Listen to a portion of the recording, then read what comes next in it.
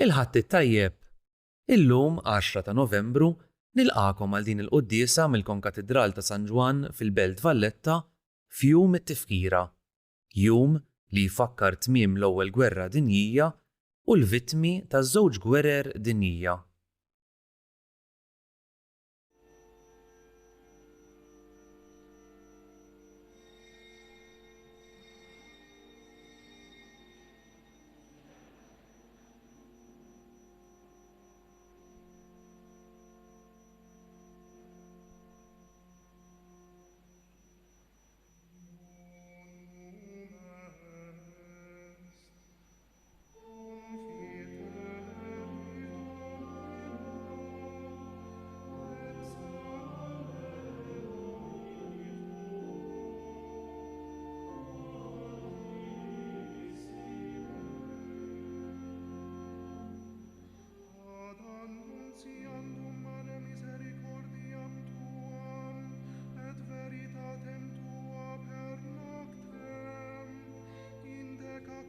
Psalterio cum cantico incitara.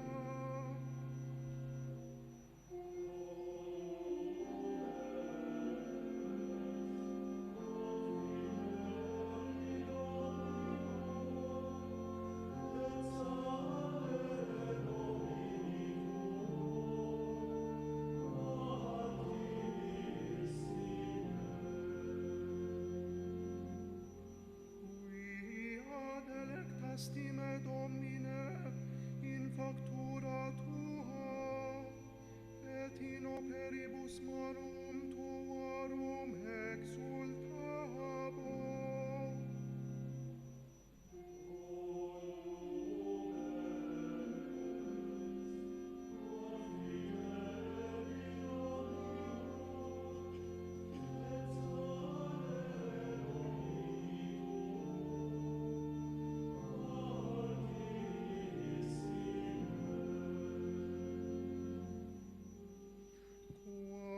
Magnificat sunt opera tua, Domine, nimis profunde facte sunt cogitationes tuae.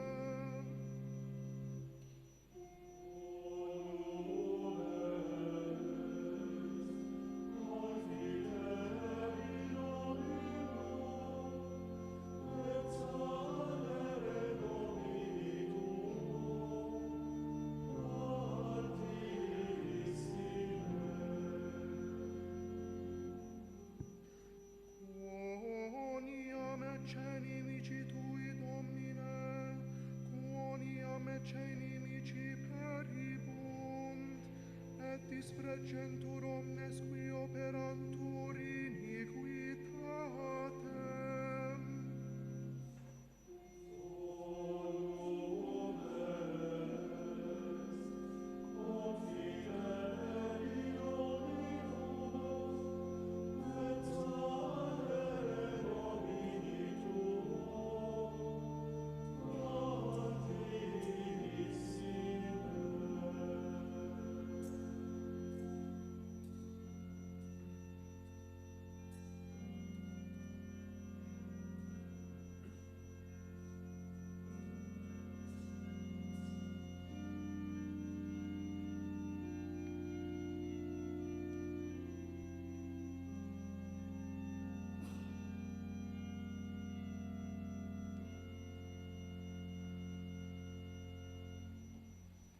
Isem tal-Missieru tal-Ibenu tal-Ispirtu Santu.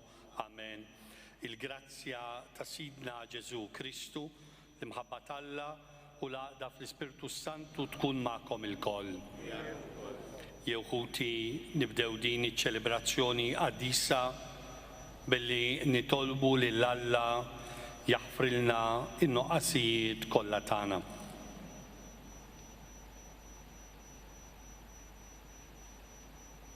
Ħenna lina mulej għax nibna kontra tiegħek u rililna mulej it-tiba tiegħek. U jħenna lina Alla li jista' kollox jaħfrilna dnubitna u jwassalna l-ħajja ta' dejjem.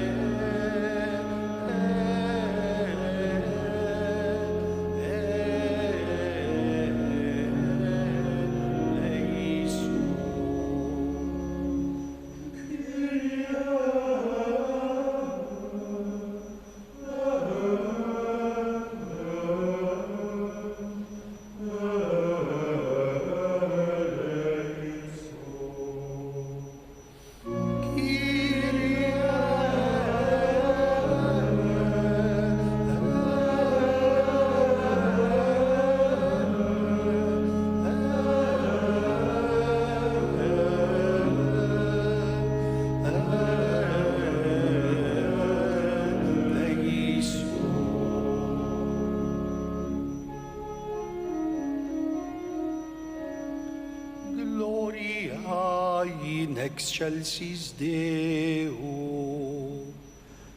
Et iterum abas hominibus vole voluntatis. Laudamus Te. Benedicimus Te. Adoramus Te. Glorificamus Te.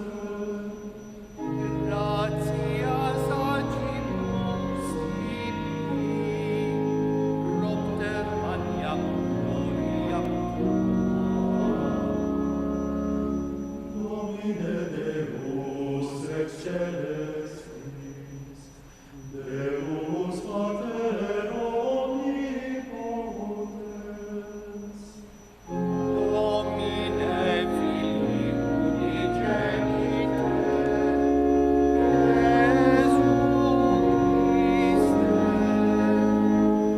Domine Deus agnus Dei, Filius Patris, qui tollis peccata mundi, miserere nobis. qui tollis peccata mundi, suscipere peccationem nostra.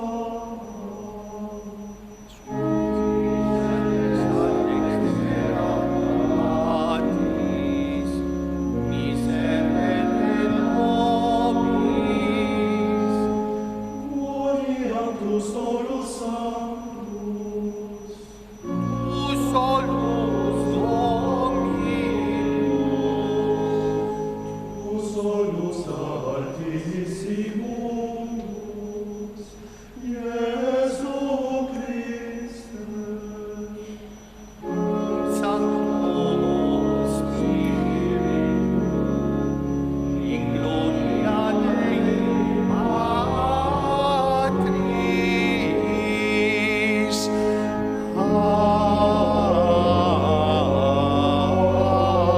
Amen.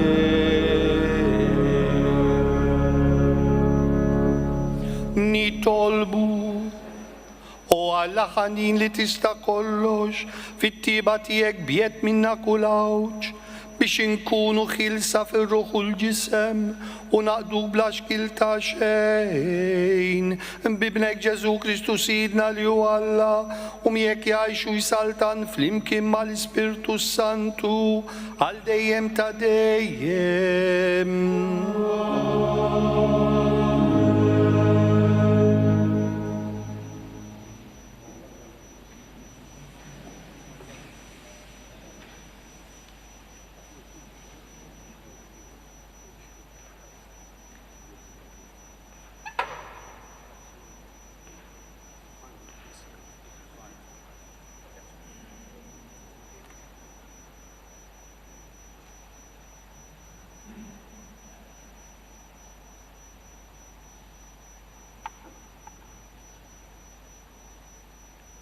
L-ewwel qari mill-ewwel ktieb ta' Slatin. Dak iż-żmien il-profeta Elija qam u rħiela lejn Sarafeta. Kif wasal hemm ħdejn il-bib il-belt kien hemm waħda armla tiġbor il-ħatab. Elija sejħilha u qalilha jekk jogħġbok ġib li bqija bela il-ma nixrob. I u sejra Elija reġa' sejħilha u qalilha ġib li wkoll jekk jogħġbok kisra ħobs f'idek. Hija wieġbet daqskemm hu ħaj il-mulej Alla tiegħek m'għandi xejn maħbus. Abda tqiegħ b'ġarra u ftit żejt fil-kus kull ma bali. Ara, qiegħda niġbor biċtejn ħatab. Issa nħejji xi ħaġa lija u għall-ibni. Imbagħad nikluha u mmutu. Elija wieġeb, la tibżax, mur u għamel kif għatli, imma qabel għamel ftira żgħira għalija, ġibieli, imbagħad għamel għalik u għall-ibnek, għax din il-kelma tal-mulej Alla ta' Izrael, il-ġarra ta' tqiq ma tintem qatt u l-kus ta' żejt ma jitbattax. Sakenar il-mulej jibat x-xita fil-pajjiż. U dik marret u għamlet kif għadil għalija. Damu jikru għal żmien u iqu u dara kollha. U l-ġarra ta' tqiq ma ntemmitx. U l-kus ta' żejt ma tbattax kif kien qal il-mulej permezz ta' Elija. Il-kelma tal-mulej. Inroddu ħar lill-Alla.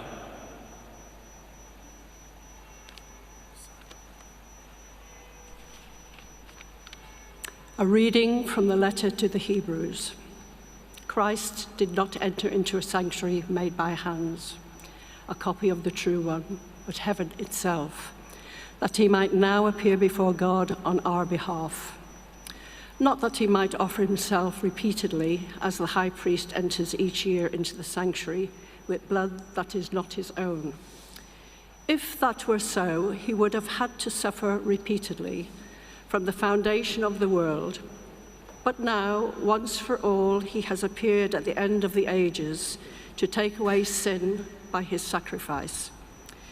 Just as it is appointed that human beings die once, and after this, the judgment, so also Christ, offered once to take away the sins of many, will appear a second time, not to take away sin, but to bring salvation to those who eagerly await him. The word of the Lord. Thanks be to God.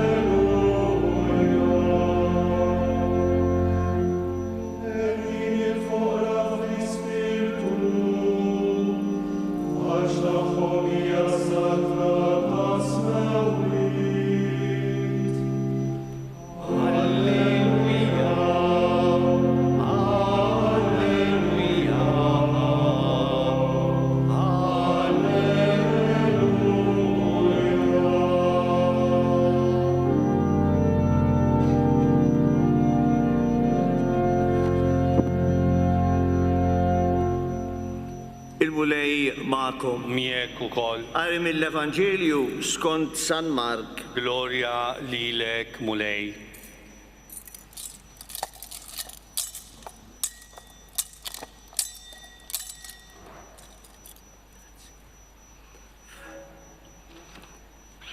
F'dak iż-żmien Ġesu kien qiegħed jgħallem fit-tempju u jgħid: Iftħu għajnejkom mill-kittieba li jħobbu jduru mat-toroq bil-biesi twal, jixtiequ min iselmilhom fil-pjazzezz u fis-sinagogi joqogħdu fis-siġġijiet ta' quddiem u fil-postijiet ewlenin fil-pranzijiet. Ibberb u ġid ir-romol u mbagħad għal wiċċ in-nies idumu ħafna jitolbu. Dawn jieħdu kundanna aktar jibsa.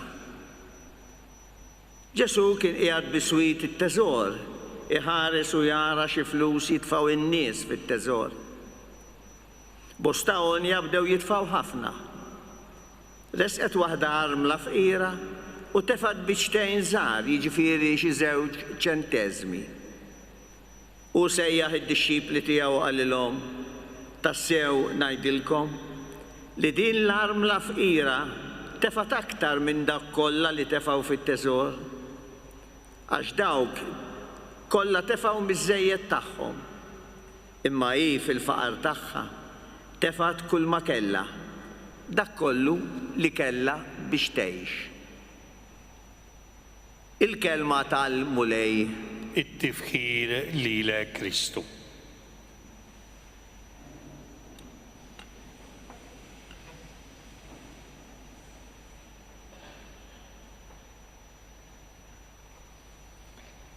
Eccellenza, Your Excellency Apostolic Nuncio, Huti Sacerdoti, Excellencies, Onorevoli, Kuti eżis u intom li qegħdin issegwu minn fuq il-mezzi tal-komunikazzjoni.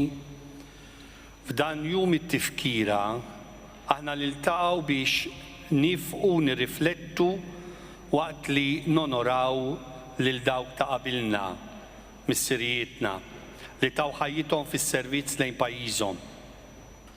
Dan huwa jum ta' gratitudni u ta' riflessjoni solenni, jum li fih għandhom ikunu mfakra is-sagrifiċċji magħmula minn numru blaqat ta' rġiel u nisa li qdew art twelidhom u nieshom f'mumenti ta' konflitt kemm fil-qrib kif ukoll fil-bogħod u f'sitwazzjonijiet u forom li sawru il-mixja tal-istorja tal-bniedem. L-istorja tal-gwerra ma hix biss ġrajja ta' battalja mis-silta fuq xi wieħed mixtajta tal-baħar l-aktar imbiegħed, imma hija l-istorja tas-sofferenza tal-bniedem, hija storja tal-kuraġġ u x-xenqa għal paċi u l-ġustizzja li kellhom missirijietna. Illum infakru mhux biss dawk is-soldati li mietu fil-ġlieda għal paċi, imma niftakru wkoll fil-familji li ġarrew is-soba u t-telfa tal-eżis tagħhom. Niftakru f'dawk li baqgħu ħajjin u rritornaw lejn djarhom mibdula u mmarkati bit-terrur li esperjenzaw waqt il-ġlied li għaddew minnu. F'din ir-riflessjoni ma nistgħux ma niftakrux li l-muftiħ tal-verità fil-fidi tagħna hu li l-ikbar imħabba hija murija meta wieħed jagħti ħajtu għall-oħrajn.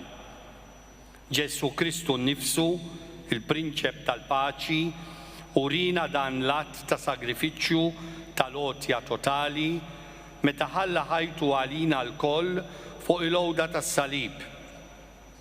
Min rajh huwa ta' ħajtu għall-poplu u għallimna li s-sagrifiċċju veru waħdini ma jinstabx fil-glorifikazzjoni tal-vjolenza imma nsibuh fil-kisba tal-paċi, tal-ġustizzja u tad-dinjità ta' kull bniedem. Fl-Evanġelju nsibu li Ġesu jgħidilna m'hemmx imħabba akbar minn din li wieħed jagħti ħajtu għal ħbiebu fl-Evanġelju ta' San Ġwan. Din l-imħabba ma tiqafx biss f'dawk li huma madwarek, li huma qribek jew li inti tafhom, imma tmur lilin mill-fruntieri, mit-twemmin u mit-tradizzjonijiet u l-kulturi. L-imħabba li għaliha qiegħed isejħilna Kristu hija mħabba li ssejjaħ lil kull wieħed waħda minna biex inkunu bnedmin tal-paċi u li kontinwament infittxu li nwettqu l-paċi fid-dinja. Dinja li kif naraw b'għajnejna hija dinja mkissra u mċarta bil-konflitt u d-diviżjoni bejn il-popli u anke bejn l-aħwa. Għalhekk jum it-tifkira mhux biss jum fejn aħna niftakru f'dak li għadda, imma huwa jum li fih nirriflettu kif aħna l-koll nistgħu nagħtu semna għal dinja aktar sabiħa fejn tirrenja l-paċi u l-ġustizzja. Kull wieħed u waħda minna imsejħa biex inkunu il-vuċi tal-paċi, li nwasslu it-tama u naħdmu kontinwament għal ġustizzja. Għax il-ġustizzja iġġib u tnissel il-paċi. Il-wirt li ħallewna dawk li sagrifikaw lilhom infushom għal pajjiżhom mhijiex biss tifkira li aħna għandna nagħmlu kull sena, imma huwa wirt li jħeġġiġna biex il-ħajja tagħna tkun azzjoni kontinwa li turi li dak is-sagrifiċċju ma kienx għal xejn. Għalhekk aħna msejħa biex kontinwament naħdmu ħalli nibnu dinja fejn b'għemilna inkunu nuru li t-teddida tal-gwerra u t-terrur tal-gwerer ma humiex iżjed meħtieġa imma fejn bil-paċi u l-għaqda id-dinjità ta' kull bniedem tkun imħarsa. Ejja għalhekk illum waqt li niftakru f'dak li għamlu għalina missirijietna, niddeċidu li verament u b'mod sod inħadnu dejjem il-valuri tal-paċi, tar-rispett u tar-rikonċiljazzjoni. Mhux li kien li qatt ma ninsew xi prezz ħallsu għalih missirijietna biex kisbu il-libertà. Jalla aħna ngħixu kontinwament ħajja li tirrifletti li s-sagrifiċċju li jagħmlu ta' qabilna ma sefax fix-xejn, imma bħalhom u magħhom nibnu dinja fejn issaltan il-paċi, l-għaqda u l-imħabba.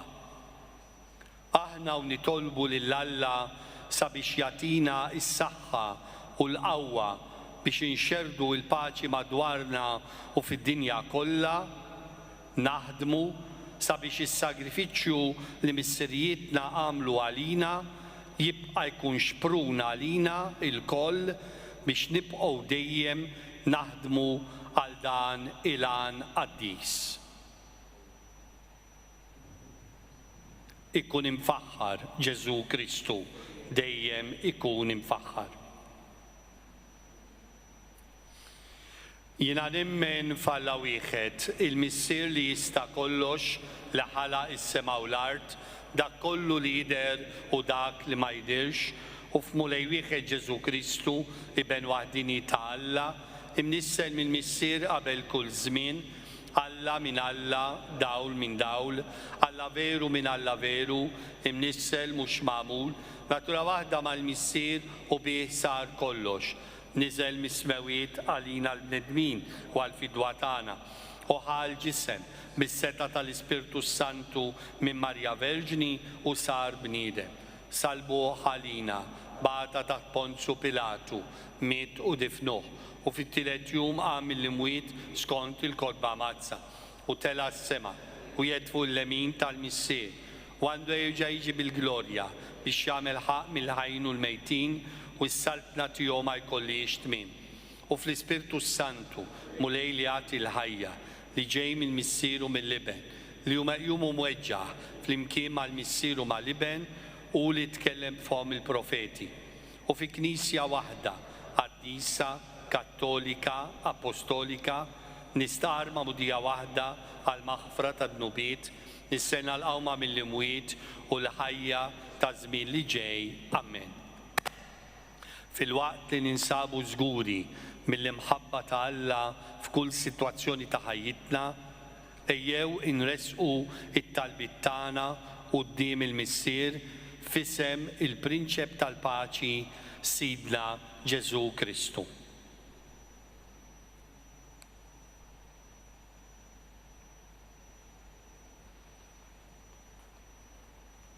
Nitolbu għal-Knisja Kattolika imxerda mad-dinja biex tkompli twassal bil-ħeġġa l-moċċar il-messaġġ tagħha li s-salvazzjoni tinkiseb permezz ta' Ġesu Kristu. Għajn lilna il-Knisja tiegħek illum biex nilqgħu dejjem lil minu minn qalbu qed jfittex l-imħabba tal-verità. Nitolbu. Ismana nitolbuk mulej. Nitolbu għal-bnedmin li jgħixu fil-pajjiż jew f'reġjuni fejn huma nieqsa mill-ikel, mill-ken, mis-sigurtà, dawk il-pajjiżi fejn il-ġejjieni huwa imċajpar biex ikollhom mixxija li tfittex dak li hu ġust u ekwu f'kull livell tas-soċjetà mill-ġid komuni. Nitolbu. Ismana nitolbuk mulej. Nitolbu biex pajjiżna u f'soċjetà tagħna qatt ma jkunu minsija id-dgħajfa u l-vulnerabbli. Iż-żgħażagħ huma u jfittxu gosthom fis-soċjetà għall-anzjani biex dejjem ikunu rispettati u miftuma u biħnina. Nitolbu. Ismana nitolbuk mulej. Nitolbu għal dawk li sfaw midruba fil-qadi militari ta' dmirithom għal pajjiżhom biex ikunu dejjem mejuna jgħixu kif jixraq bil-kuraġġ u l-qawwa li wrew għal-membri tas servizzi u għal-iżżis tagħhom li jistennewhom jiġu lura biex jinaqdu magħhom. Nitolbu. Ismana nitolbuk mulej. Nitolbu għal-membri tal-familji tagħna u l-proxxim tagħna li jinsabu f'bost fil-bżonn, dawk li jinsabu f'morda fl-isptarijiet u fid-djar, tal-anzjani dawk li qed jieħdu kura minħabba mart serju. Nitolbu għal dawk li jġeddu ħsiebhom u jwassalhom il-faraġ materjali u spiritwali. Nitolbu. Ismana nitolbuk mulej.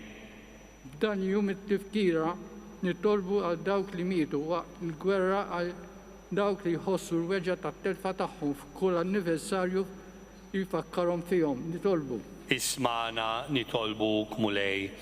Missier taħnina bla tarf, għamel li jkun jistħoqilna l-fiduċja li għandek fina. Ħares f'imħabtek lejn il-fidi tal-Knisja tiegħek u ilqa dawn it-talbiet li ressaqna quddiemek illum. Dan nitolbuh bi Kristus Sidna. Amen.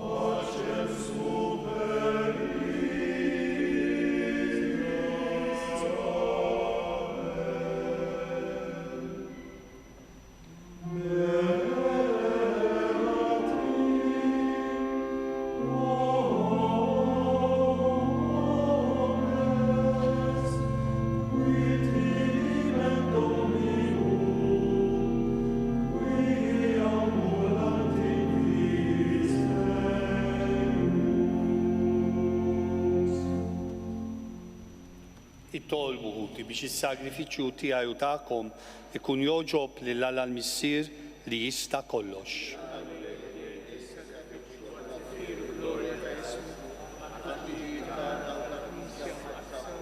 Ħares bislim u lejlejn is-sagrifiċċju li sejrin nofrulek biex naqilgħu btiba qaddisa il-frott tal-passjoni ta' ibnek li qegħdin inġeddu f'dan is-sakrament bi Kristus Sidna.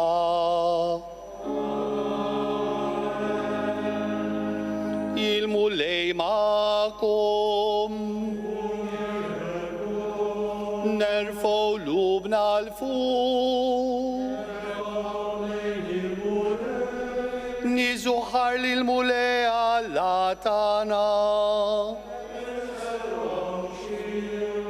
Sewa u xira tas-sew mulej Missier Qaddis, Alla ta' dejjem li tista' kollox, tajjeb u taġi tas-salvazzjoni tagħna li dejjem u kullum kien inroddulek ħajr. Aħna nafu li għal-glorja tiegħek bla qis, inti twiżellilna bnedmin dajfa u tipprovdilna wkoll għajnuna mill-istess natura dajfa tagħna. Bekk intader u tħenna l-min jintilef u minn fejn ikun ġarrab it-telfin twassallu s-salvazzjoni tiegħek bi Kristus Sidna. Biħ il-tajja kollha tal-anġli ferħan għal dejjem qudiemek iqimu l-kobor tiegħek flimkien ma' tagħhom ilqa' nitolbuk it-tifħir tagħna waqt li magħhom nifirħu u nkantaw lek.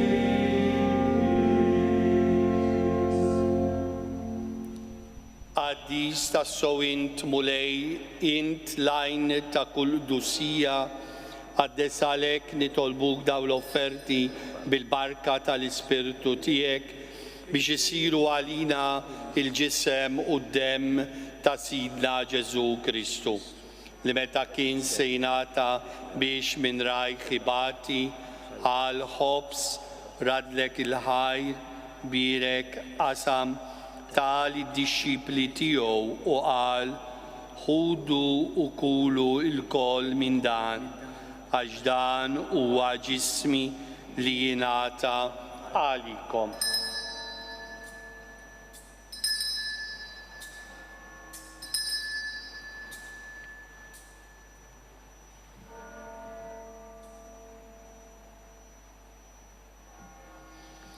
Ekk ukoll wara l-ikla ħal kalċi reġarat il-ħajr tal-dixxipli tiegħu u qal ħudu u jxorbu minnu l-koll għax dan huwa il-kalċi ta' demmi tal-patt il-ġdid li jibqa' għal dejjem, id-demm li jxerret għalikom u għal bnedmin kollha għal maħfra ta' dnubiet. Għamlu dan tifkira tiegħi.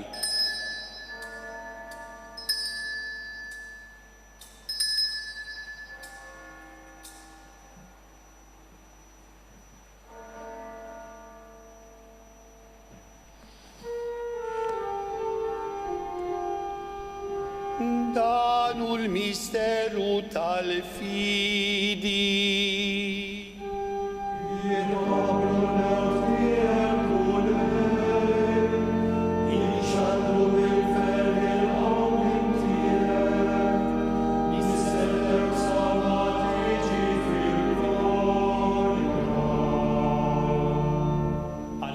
U namlu dan tifkira tal-mowt u l-għawmin ta' Sidna Ġesu Kristu, nofrulek mulej l-ħobs tal-ħajja u l-kalċi tas-salvazzjoni u rroddulek ħajr għax oġbok tilqana hawn quddiemek biex naqduk. U miċ-ċokon tagħna nitolbu li l-Ispiritu Santu jaqgħadna f'ġisem wieħed lilna li nieħdu sem mill-ġisem u d-demm ta' Kristu. Ftakar mulej fil-Knisja tiegħek imxerda mad-dinja kollha. Wettaqaf l-imħabba flimkien mal-Papa Franġisku, mal-Isqof tagħna Charles, mal-Isqof Joseph li qed jgħinu u mal-Ministri tiegħek kollha. Ftakar ukoll fħutna li raqdu bit-tama tal-qawmien. Ftakar fil-mejtin kollha. Daħħalhom quddiemek fid-dawl tas-sebħ tiegħek. Ħenna lina l-koll nitolbuk.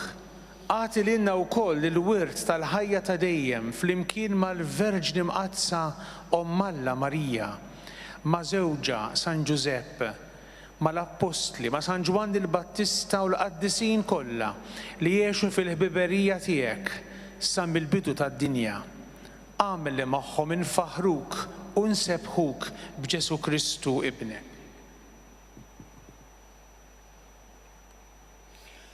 Bi Kristu, ma' Kristu, fi Kristu, jingħata lilek Alla missier li tista' kollox, flimkien mal-Ispiritu Santu, kull ġieħ u glorja għal dejjem ta' dejjem.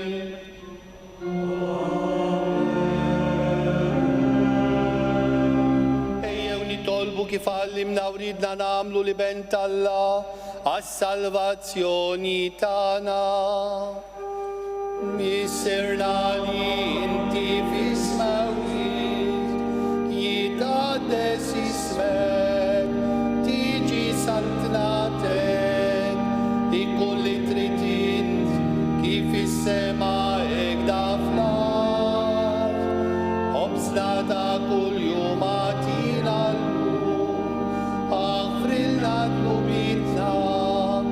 għalma nafru lil-minu għati għalina u la daħħalniex fit-tiġrib iżel Islam id-deni. Eħlisna nitolbuk mulej minn kull deni. Għatina fit-tiba u l-ħnina tiegħek il-paċi fi żmienna biex ikunu ħilsa dejjem midnub u mħarsa minn kull inkwiet. Aħna u nistennew u nittamaw ilena u l-miġja tas-Salvatur tagħna Ġesu Kristu. Għax tiegħek hija s-saltna, l-qawwa u l-glorja għal dejjem. Mulej Ġesu Kristu, inti qed l-apostli tiegħek inħallilkom islim nagħtikom islim tiegħi la tħarisx lejn nubietna, iżda ħares lejn il-fidi tal-Knisja tiegħek. Għatija islimu l-għaqda li inti trid fiha, int li tgħixu s-saltan għal dejjem ta' dejjem. Amen. Il-paċi tal-mulej tkun dejjem magħkom. Għatu is-sinjal tal-paċi lil xulxin. Paċi mija.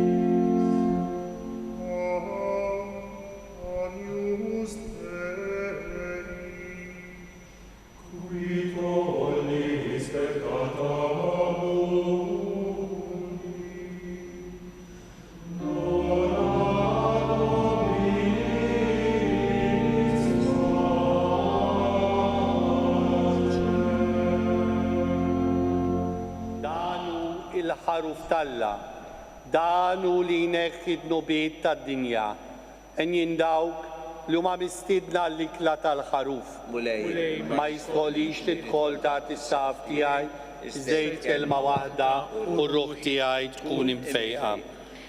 It is with great joy that we welcome each and every one of you to our liturgical celebrations.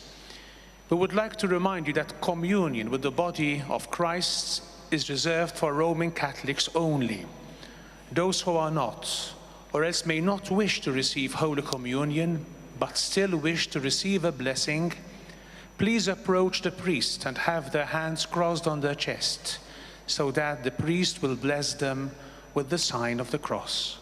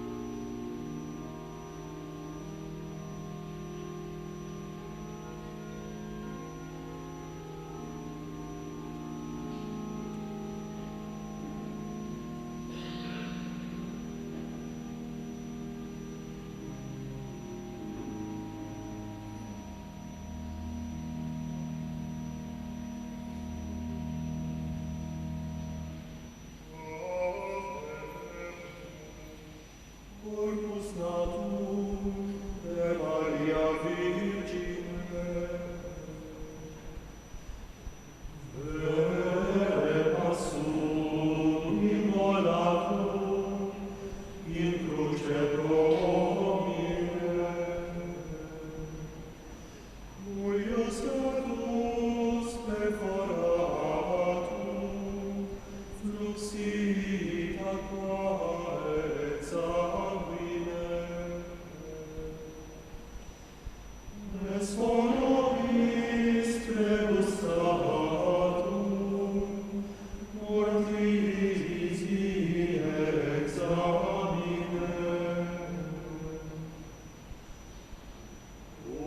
O Iesus dulcis, O Iesus pie,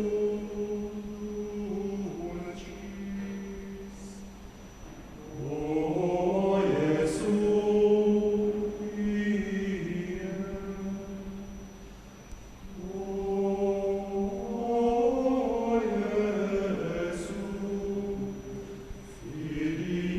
Mariae.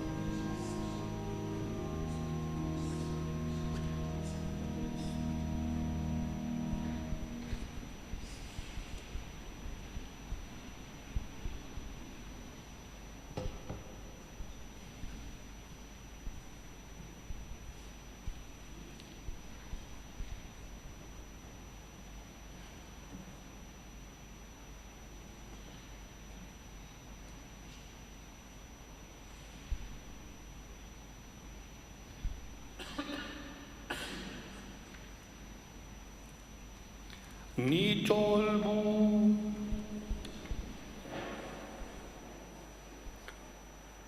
inroddu lek ħajr muleja tarbina mazza li bija saħħaħna bħalma mlejtna b'din il-qawwa tas-sema Ekk ukoll fit-tiba tiegħek atina l-Ispirtu Qaddis tiegħek biex tibqa' fina sal-aħħar il-grazzja ta' ħajja sinċira bi Kristus Sidna.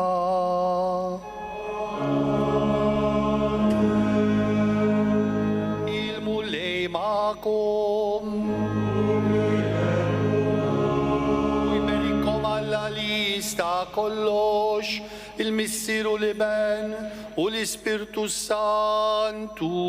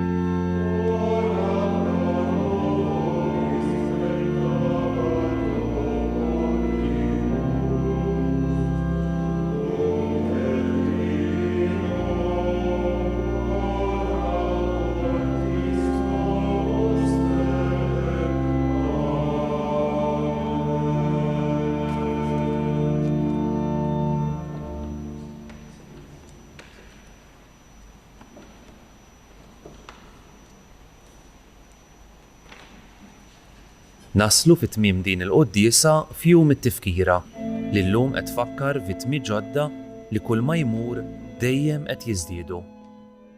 Mulej, għejn lil mexxejja tal-pajjiżi fi gwerra sabiex isibu l-kuraġġ li jibdew dialogu minnu fih ħalli jsibu triq tal-paċi u l-ġustizzja u jħallu warahom il-mibeda u l-vendetta.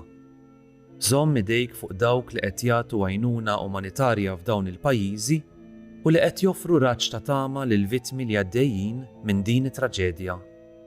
Għejn lilna nkunu ta' appoġġ għal dawk li jinsabu f'pajjiżna. Grazzi tal-inaqadtu magħna. Nawguralkom il-kumplament tal-ħadd it-tajjeb.